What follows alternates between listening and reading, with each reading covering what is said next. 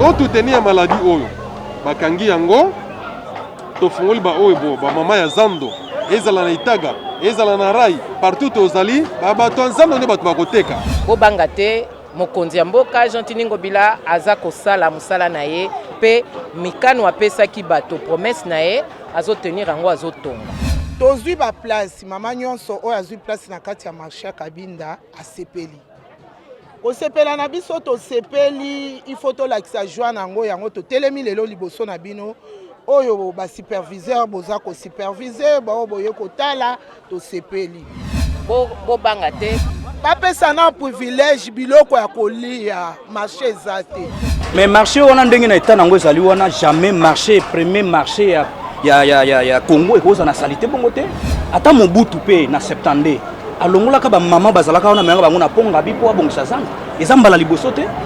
Je suis venu aujourd'hui pour constater si notre travail a été fait correctement.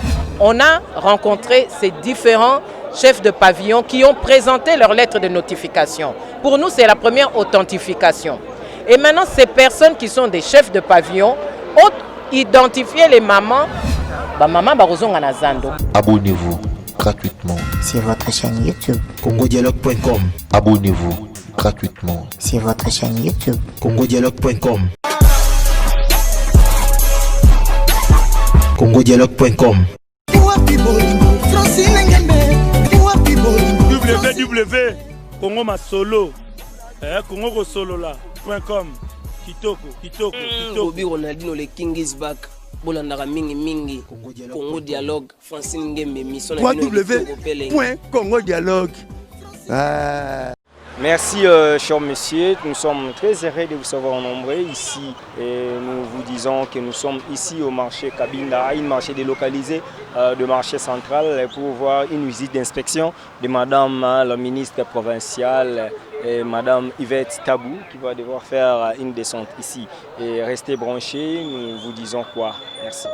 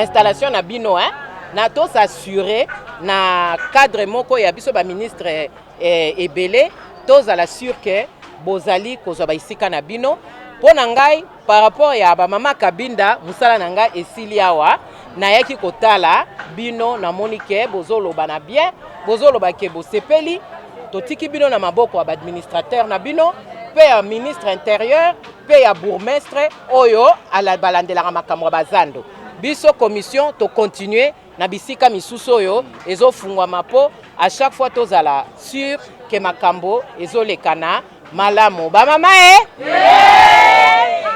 remercier son excellence Gentini Ngobila na ba œuvre na ye asalaki Paris tomoni Paris yango ebandi kokende kokokisama malgré bamisuna bazwi te mais toza na kondima ke ndenge abandi akosuka na nzela te akokende liboso tozwi ba place mama nyonso oyo azwi place na kati ya marché Kabinda asepeli kosepela na biso tosepeli il faut tolakisa joie nango yango totelemi lelo liboso na bino oyo ba superviseur boza ko superviser bao boye kotala tosepeli ndenge pe batieli biso mama Rit lokola mwasi yo pe oye lokola mwasi oza mwasi kaka pamba te oza mwasi osuki mwasi te oza maman alors à chaque temps autre oza na besoin kolele pa na yo ozala pe na matoyi ya koyoka alolaka ya ba mama ezala mama Rit oyo azali awa azala kaka mama asukaka na administration te azala pe na matoyi ya koyoka ba mama mwa bakokoso ata na kati ya libota mwa babiloko ya mike ezangaka te kokoso na biso oyo commerçant atali amoni vision na ye awa ezani entrée principale ya marché il fallait ezala na ouverture moko ya monene entrée principale ezaka juste pas la police kuna eza mwa moke na nsima na avenue il fallait entrée principale mosusu ezala Bantre ya mike ya marché ezate marché eza inondé na ba maison il fallait ba coiffer moi ba espace batika moi ba espace ya marché o eza vraiment lokola besoin ya liboso yango wana tokobosana o etikali simate tokobanda kaka ko rappeler bino pe kolele pa na bino to remercier gouvernement ya provincial Mobimba to remercier gouvernement ministre ya liboso ko banda suka merci to remercier surtout son excellence Gentini Ngobila o tozozela ye akata riban wa bisoto mama bo confirmer que bozali ba mama ya Zando mama su balobi ke bozaba mama Zando te bozaba mama ya Zando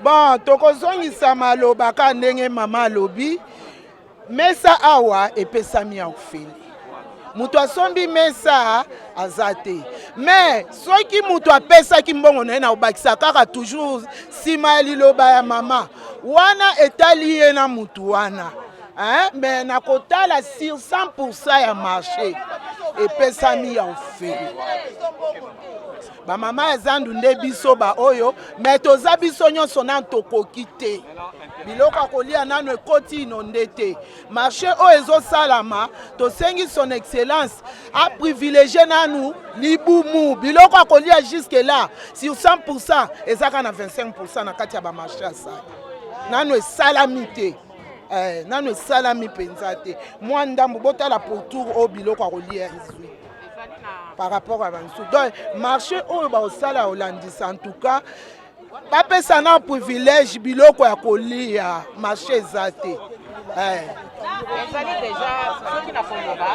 Les alliés déjà prévu côté à Kilosa et si capé espace que ça la table à 7000 7000 tables. Moussala est bandit.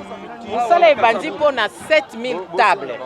Alors bota la kaka eza esika wana nde bakosangisa ba mama bateki biloko ya kolia ndenge bolobi ko privilégier libumu to bosani yango te ba mama maputa pe bazana esika na bango na kanisi bango bakokende na kalembelembe oya lokola po il faut so ilelo na Kinshasa tozoluka esika ni tosomba maputa toyebe esika tokende esika ni tosomba mwa bitula ba friperie toyebe esika tokokende mais bo banga te tozokanisa bango bango nyonso botalaka 7000 ezebele bise bozana nukaka 1000 bokoka lokola ba 1500 sikoyo bozwa 7000 esali plus de 3 fois oyo ndenge bokozala. Donc tozosala mosala yango ndenge yo moko olobi mama en tout cas nasengi yo botondi makasi mpo olobi yango na bosolo ke olobi kitoko epesi mpe ekopesa mpe makasi koleka na mokonzi ya mboka mpo elaka ndenge wana azosala so azosala azomona ke bato bazondima te ezalaka mwa lokolo ozoperdre lokola mwa de courage mais lokola papa ndako alembaka te azocontinue lelo bozondima ye eza nde ndenge wana efo ezala mpo bokopesa esu makasi koleka mpo bokosala ke lobi lisusu akontinue kobunda mpo na bino bozopesa maboko liloba na bino eza deja lokola bokosunga ye natondi bino mpo na yango. Ici, nous rappelons que vous êtes ministre provincial de la communication, culture et arts et autres. Et ici, vous êtes président d'une commission pour le suivi de la construction des marchés. Après cette visite d'inspection, vous êtes au moins satisfait de comprendre que les choses vont bien comme vous les pensez? Je vais d'abord préciser pour que mon titre soit clair. Je suis commissaire général culture et arts, communication et médias et nouvelles technologies de l'information et de la communication, ce qu'on a l'habitude d'appeler NTIC. Je suis présidente de la commission de relocalisation, pas de construction. C'est-à-dire, pourquoi la relocalisation? Étant donné qu'il y avait la frustration des mamans qui voyaient le déconfinement approcher et que le grand marché, le marché central n'était pas ouvert, c'était quelque chose qui suscitait beaucoup de crainte et d'angoisse chez les mamans et qu'on a vu des manifestations de vouloir marcher, de vouloir forcer l'entrée du marché, alors que la décision était prise au niveau vraiment le plus élevé du pays, au niveau de la présidence, où on a décrété qu'il y aura des confinements, mais que certains espaces ne pourront pas s'ouvrir, notamment le marché central. C'était vraiment décrété. Donc malgré ça, on a vu des mouvements. Je pense que vous êtes au courant de cela. Alors, après cette précision-là, je vais répondre à votre question de... Je suis venu aujourd'hui pour constater si notre travail a été fait correctement. C'était d'accompagner la relocalisation des mamans, des premières mamans. Ici, il y a 1500 places. Il y en a encore certaines places qui sont encore en construction. Mais il fallait que les mamans étaient pressées. Elles avaient vraiment besoin de trouver, d'être rassurées pour trouver des espaces. Et donc, par rapport à ça, je suis venue. Vous les avez entendues, je pense, comme moi. Elles ont répondu et je pense qu'il n'y a pas eu une seule voix qui a dit le contraire. Elles étaient satisfaites du fait qu'elles ont trouvé de la place. Et aujourd'hui, elles sont en confiance que le gouverneur est en train de réaliser une promesse. Si même d'autres mamans n'ont pas encore de place aujourd'hui, elles ont la garantie qu'elles auront leur place dans les prochains jours. Mais on dit déjà que ce ne sont pas les mamans des Zando et de l'autre côté, il y a un mouvement ou un groupe de vendeurs qui sont allés faire le marché et ils sont allés vendre depuis le lancement du déconfinement. Que dites-vous à propos de ça? Moi, je ne peux pas répondre directement si ce sont des mamans de marché ou pas de marché. Vous savez que le grand marché central était organisé en pavillon avec des chefs de pavillon qui ont reçu une nomination officielle de la part des administrateurs de marché. Au moment où nous nous occupons de l'identification des vendeurs, on a rencontré ces différents chefs de pavillon qui ont présenté leur lettre de notification. Pour nous, c'est la première authentification. Et maintenant, ces personnes qui sont des chefs de pavillon ont identifié les mamans parce que ces mamans-là avaient soit payé leur patente, soit ceci. Donc, ils ont les éléments et ils se connaissent depuis des années. Ils ont identifié les mamans et ce sont ces chefs de pavillon qui sont ici, qui ont accompagné les mamans, qui les ont identifiées et qui sont en train de suivre leur installation ici sur place. Alors maintenant, je pense qu'on a posé la question aux mamans, est-ce que vous venez de Zando? Elles ont dit oui, elles viennent de Zando. Bien sûr, vous allez me dire qu'elles peuvent dire ça et que ce n'est pas vrai, mais leurs chefs de pavillon sont là. L'administrateur du grand marché est là. Et lui-même, il a reconnu ces chefs de pavillon. Et les chefs de pavillon reconnaissent leurs vendeurs. Alors maintenant, qu'est-ce que nous, on va dire à cela? Vous me parlez des personnes qui sont en train de vendre aujourd'hui aux environs d'une partie de Wakadingi. Oui, ce sont des personnes qui ont toujours vendu à cet endroit-là. Comme je vous ai dit, les vendeurs sont angoissés, sont stressés. Ils ont peur de ne pas vendre. Ils ont peur, c'est normal. Ils ont besoin de nourrir leur famille. Alors, qu'est-ce qu'ils font? On entend dire, vous savez, il y a beaucoup de rumeurs dans notre pays, On entend dire qu'elles sont parties s'installer là. Je pense qu'elles se sont installées aux abords du marché, de l'ancien marché. Mais c'est une situation que nous savons temporaire, vu qu'elles vont aller s'installer par ailleurs. Donc c'est normal qu'elles se plaignent parce que pour le moment, à un moment donné, on n'a pas confiance. On se dit, est-ce que le gouverneur va réaliser sa promesse? Mais ici, vous avez vu, la promesse se réalise. Et je vais même aller visiter le prochain lieu où les travaux ont commencé aussi, où là, nous allons pouvoir placer 7000 mamans, enfin 7000 vendeurs. Donc nous, on va le faire. En lingala, en fait, la synthèse, la synthèse de ce que nous venons de dire en lingala. Na motuna opesi ngai ya koyeba soki bamama oyo bazali awa baza bamama zando nakoloba ke mpona bamama toyeba ke baza bamama zando baza na bachef de pavillon na bango oyo bazali awa oyo toidentifiaki sur base ya banotification na bango mpo banome chef de pavillon ozwa mokanda sur base ya mokanda wana bachef ya pavillon wana bazali awa na administrateur ya marché central chef de pavillon identifier bamama oyo bazala osala na zando nde bamama ngo bazali awa nakanisi mpe ke boyokaki tango totuni bozali bamama ya zando baza bamama ya zando donc bilobaloba na mboka na biso surtout awa na Ngoma Kinshasa ezangaka nango te batu eza mboka polémique donc balinga ndenge wana nakanisi bon eza habitude mais bobanga te mokonzi ya mboka Jean-Tini Ngobila aza kosala mosala na ye mpe mikano apesaki bato promesse na ye azotenir yango azotonga. Loko beti pe cela polémique tolinga to chité pour bande va poser ba question mais bazo ba kebino pe na gouvernorat ba ministres provinciaux c'est comme si bozo sala na mutaye na ka agenda na ye na mutaye sala visibilité bozo aider politique ya gouverneur était ils se sont seuls ba maman bazo mona kaka ye moko na marché bazo mona ba ministre était na terrain kozala na proche na population bazo se plaindre on dirait gouverneur a trop chargé par rapport ya gouvernorat na ye moi bino moko ndemo ba guerre froide moi ezo zala entre bino ba maman o bazo teka to population quinoise a senti la présence de la ministre provincial na terrain. Bon, na ebité ponga yo déjà ministre. La communication violer territoire ya ministre Kengeli. Te ngai naza na communication mais tango bachaki biso gouverneur asalaki gouvernement na biso ezaki investi. Gouverneur a créé 4 commissions. Na 4 commissions on est na commission équipement makambo social. Hein? Donc problème à maman tant bakoma ki kolela eza problème social. Nakanisi ba mama bazali awa ba yebi peke misala oyo na ba chef de pavillon et salamaki na ministre social na biso commissaire général Laetitia Benaka Bamba ye mutu akipaki ba makambo oyo. Toza na commission moko ezala commission interministérielle. Ngai naza na ngaka ka bapesa ki ngai ki présidence. Toza na 4 commissions. Toza na commission à texte et loi. Toza na commission à sécurité, toza na commission ya finance na économie, toza na commission à sociale. Ba ministre oyo ba tchaki ngai ndenge ba tchaki ngai awa naza eza socio-culturel commission nanga. Na culture na sociale.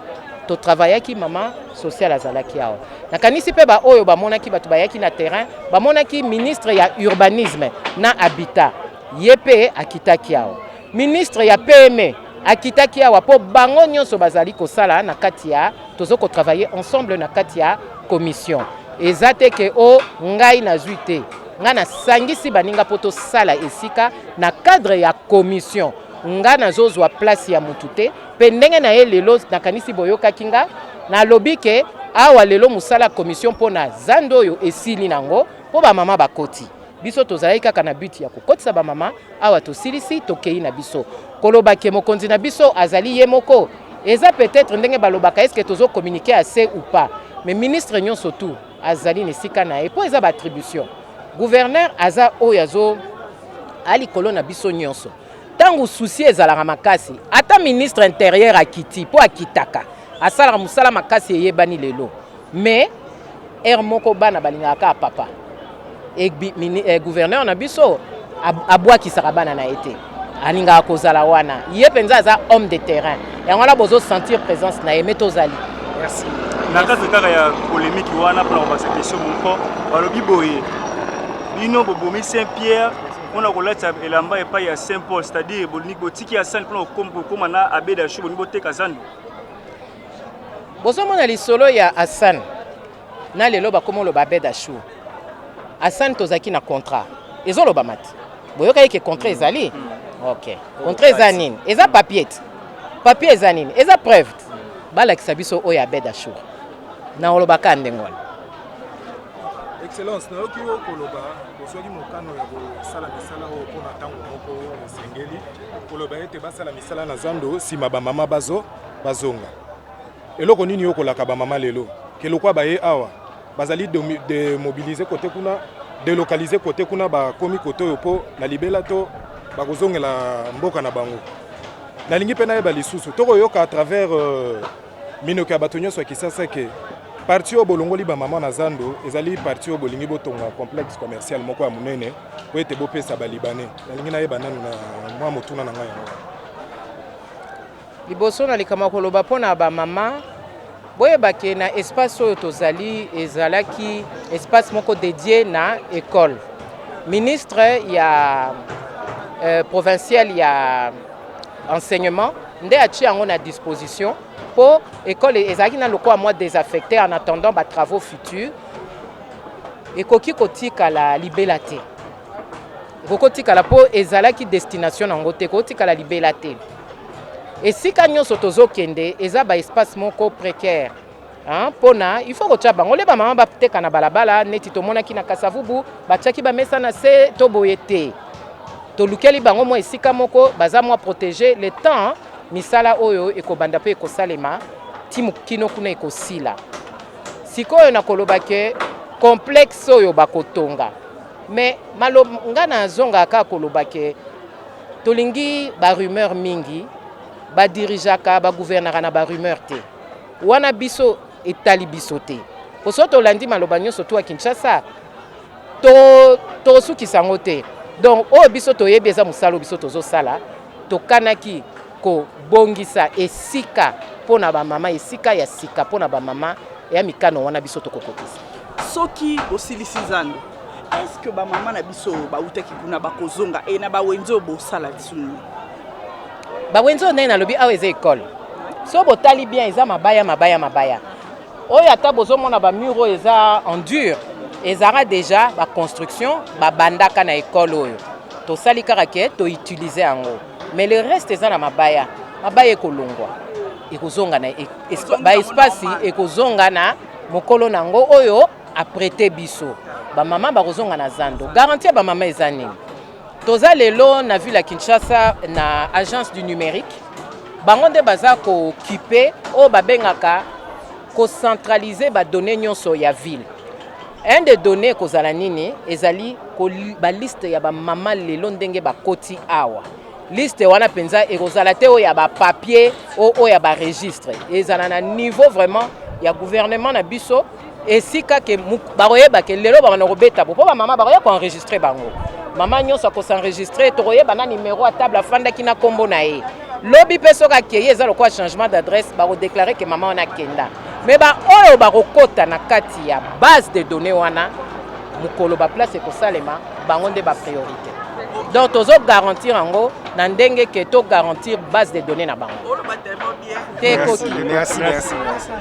Excellence, monsieur le ministre ya finance awa na Kinshasa toti kozala awa na président ya commission ba mama bazolela tozongi wana mutuno totunaki balobi bino ba ministre ya Kinshasa bozomona na te na terrain on dirait bozana ba guerre froide entre bino bozo welela muna mutaina agenda na ye botiki ka gouverneur ye moko à la vedette soka bundi yango peuple kinois ba yebira ye bino bozosunga gouverneur te po muna mutosa mamna ndenge ne pe bomona na te réaction na non d'abord on a remercié bino pour l'interview soki bandoko balobi bongo c'est réellement faux parce que bayebi na Kitakawa excellent Charles excellence Ilwa collègue Tabo toza toujours sur le terrain alors marché zaka OT ezali belé oyo tozo siko bazo construire côté rail na Lingwala toza na itaga sie babandi tozo au four et moulin eza musala biso bato sengeli kosala yango gouverneur musala eza ko superviser c'est to ko tikela été c'est raison pour laquelle collègue na yeko kutawa ngako uta ndako malamo na komeliawa c'est pour dire que tozo ko sala musala biso ne batopesa rapport pa ya gouverneur si na biso ezali yango tozo surveiller pour que misala sila noki au plus tard semaine prochaine lokola ba déconfinaki en tout cas ba maman ba banda koteka Mais bino botiki vraiment makambo ya Kinshasa na maboka ba Libanais bozwi mboka zando oyo vraiment ba wenze botiki yango na contrat na bed. Non, biso to eza situation tokutaki. Mboka lokola Kinshasa ekoki kozanga marché ya monene te ya oyo moderne. Situation tokutaki yango wana mokonzi nguma Kinshasa excellent Gentil Ngobila lobi non. Il faut na mandat oyo tomeka un peu ko changer ville à Kinshasa ezala pe na ba marché à référence lo mboka msu ezali. Yango tolobaki quand tu tenir maladie oyo bakangi yango tofungoli ba oyo bo ba mama ya Zando ezala na Itaga ezala na Rai partout ozali ba to Zando ne bato bakoteka en attendant ba réhabiliter Zando po ba kozonga kuna po eza école tokotika te kuma marché ko bato bazokufa banda lendi bazowelela bakotaka na Zando po babibino kobimisi bona ndenga mabe te babimisi na ndenga mabe te d'ailleurs mokana okanga Zando ezalaki na gouverneur ville ya Kinshasa te ezalaki décision eutaki na tata mokonzi ya ekolo pour na confirmer na ba classe bakangi ba église bakangi donc place no sezaki bato bazo ko se l'entroupement bakangaki yango wana lokola na cadre épidémie bakangaki tolobi te Zando ngo pe ezalaki salité mon frère mbula soko beti mo tambola eza te tokotika ndengo na tatangi bakonzi ya Kinshasa yango wana tata mokonzi nguma Kinshasa lobi il faut tolukila nanu bandeko le batika ndengo wana Moïse tolukila place na tanda batekaka po biso tobongisa tangu bakota na Zando vraiment mutaza la nesengo et qui na koti penza place ya Malonga. Merci ministre. Merci. Président, la fois passée tu as qui a vraiment la carte sika na bino au boyamba qui biso le fait que non ça est que bien peut-être yeba avancement de travaux na carte sika au yeba. Merci ngai kombo na ngai monsieur Donald Lokala de Union nationale de vendeurs du Congo. Awa misala nyoso presque Cécilie. Lobby bakabolo bato ba mesa butu na mutu azobeta mesa c'est lobby loko na ye ateka on a misala déjà awa et Cécilie nango et Cécilie toujours c'est la kaka gouverneur aya ko Nigeria donc oui parce que bato déjà ba bandi côté kana isika oui bato bandi koteka soko ke na caméra et tourner ko mona ba mutu déjà batandi déjà bandi koteka déjà OK bon sikoyo par rapport ya mokonelo le ministre la mission ko kita ko ça l'inspection réaction na ko zani par rapport ya déplacement na ndenga ye vraiment ko rendre une visite bon on a biso ba syndicaliste to sepeli parce que biso ba syndicaliste ndé tout na kina premier citoyen de la ville qui non le fait bakangi Zandu aluka ba site mususu ko atia bato batanda ke Zandu efungwama bon le fait Zandu efungba misala esili pona biso to sepeli makasi ke non lokola bato nyonso o banda ko teka na babokasa na bakasa vubu libanda baye déjà kokota awa même na bato oyo banda ko loba ke non ba wenze oyo eza nango ba kermesse même ba syndicaliste mususu wana banda ko bundisa projet oyo bango nyonso na ba chef de pavillon baza awa toza na esengo makasi banga muso ba syndicaliste ba bito no bini ko teli ba marché sans côté bango ba mesa. Mais bon, pour nous kabola ba mesa eza problème syndicaliste. Syndicaliste aza agiraka te maza co-gestionnaire. C'est-à-dire l'état a tindi batu na ye na wenze après si que moi pouvoir moké pa na syndicaliste a veiller makambo solo. Mais pour ba syndicaliste ba kaboli ba mesa to kaboli mesa ezali ba chef de pavillon oyo bazalaka na marché central. Mais awa likambo ya mbongo ezate mutu moko apesi mbongo azate. Ba misusu boyi makambo ya ba marché oyo ba benga yango lokola ba kermesse ba balinga bazonga na marché central mais pour nini elo ni ezali ko sala ko soutenir makambo ya marché oyo benga lokola ba kermesse mais marché wana ndenge na état nango ezali wana jamais marché premier marché ya Congo ekoza na salité bongo te ata mobutu pe na 70 alongola ka ba mama bazalaka wana menga bango na ponga bipo abongisa zanga ezambala liboso te qui va déplacer Batu, qui va wenze mususu après bon ça no pas zone et loko yo monsieur Ngobila a sali za mutalibo sote pas ça la biloko wana yango biso na place Batu ba vanda biso toza pona ba commerçant na place Batu ba vanda na ndaku baya na bazandu oyo bazo créer net awa déjà Batu batondi soki balongwe awa ba na 24 zandu mususu za wana ba kendo ko komisa balanda Batu oyo bazo kosa bango te Batu nyoso bazana ba kwakadingi tu wana bayi ba ke non dissipé ba ko benga na bango ba ko sala wana te. Après avoir suivi cet élément, nous vous disons merci de votre attention. Nous sommes arrivés à la fin de cette émission. Vous avez vu Madame la ministre Yvette Tabou, vous avez vu Monsieur le ministre des Finances, tout seul le ministre de la ville-province de Kinshasa. Et voilà, chers amis, nous sommes vraiment à la fin de cette émission. Merci à vous d'être laissé la Mégane depuis Switzerland. Merci à toi, merci à José Moulumba, les Bogards de Birmingham. Vous et moi, nous allons nous retrouver très prochainement. Merci. Abonnez-vous gratuitement sur votre chaîne YouTube congodialogue.com. Abonnez-vous gratuitement sur votre chaîne YouTube. congodialogue.com